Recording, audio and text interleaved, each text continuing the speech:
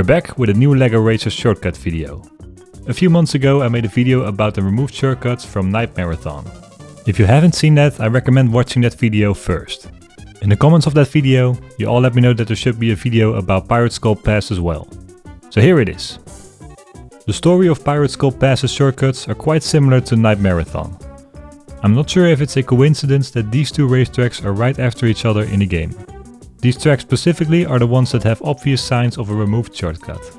I guess we'll never know the answer, but what we do know is that one shortcut was removed late during development. It starts here near the start of the race, and it comes out of here in this corner.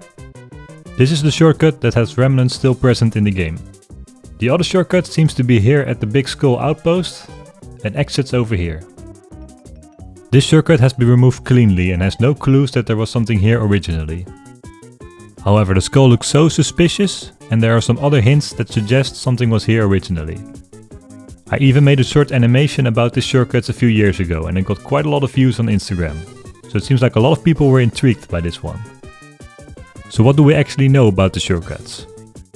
Let's start with these screenshots of an early build of the game.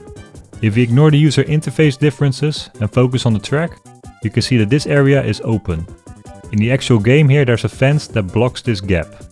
Also, if you look closely at the textures, you can see that this area is slightly different looking than the rest. Just like Knightmare-Athon, there are a few hidden power-ups that can only be seen when your car is parked just right. The first one is over here inside the first little hill you can drive over.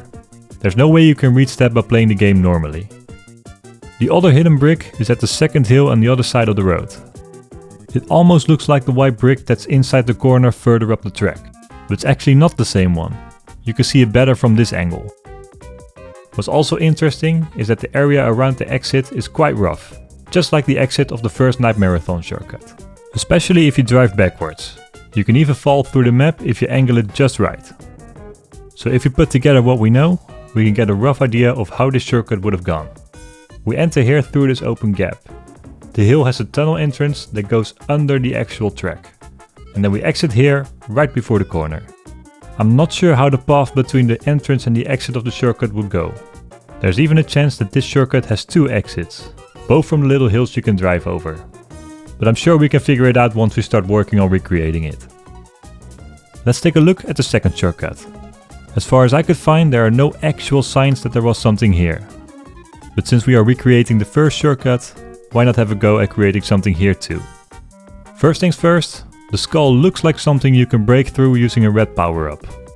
It has a similar feel as that of the doors from Alien Rally Asteroid and Desert Adventure Dragway.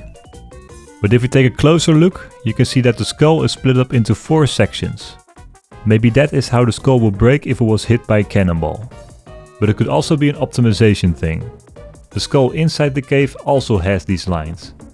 So it could just be the seam lines of combining these 4 pieces together.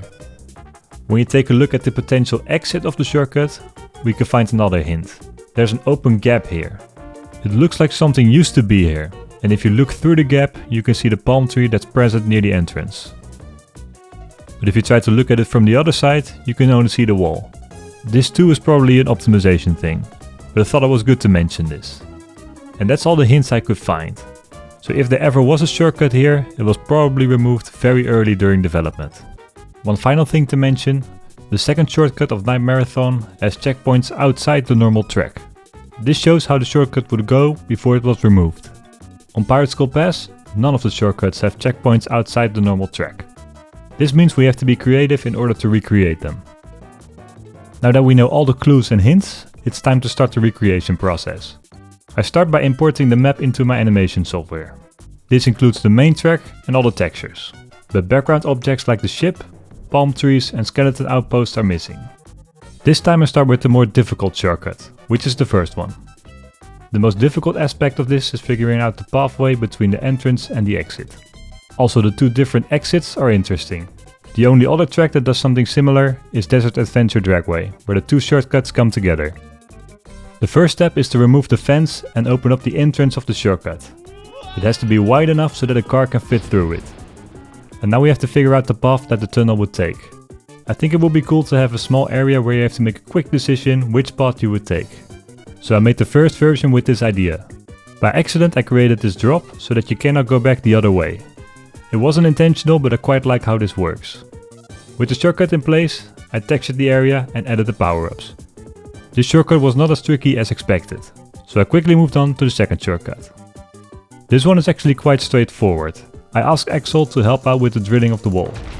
When making the path of the tunnel, I was thinking of the shortcut of Royal Knights Raceway. I like that it drops down onto the actual track, so we did the same here. We were thinking about adding sand here to slow the car down, just like Royal Knights Raceway's shortcut. But since this shortcut requires a red brick to open, and the fact that it doesn't really save that much time, we decided not to do that. Then it was time to place the power-ups. We decided to add a white and a green power-up here. So when you collect these, you only have to take the 2 white bricks further up the track to turn it into a warp. And with that we are finished with the shortcut. So this is what I think the shortcuts would have looked like.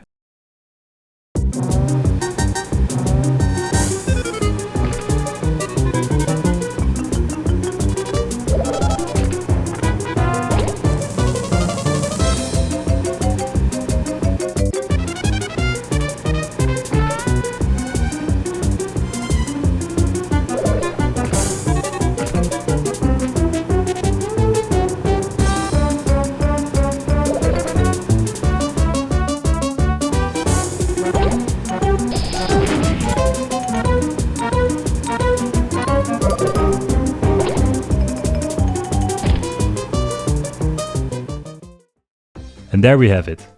Just like the Knightmare-Athon video, this is all just speculation. I hope it got close to how the original might have been, but only a developer from High Voltage Software could tell us for sure. It would be really cool to know why these shortcuts have been removed. So if a developer from the game happens to be watching, please let us know in the comments. A huge thank you to all the people who have helped me out with this project. Without their help, this video wouldn't be possible. And thank you very much for watching. I hope to see you in the next video.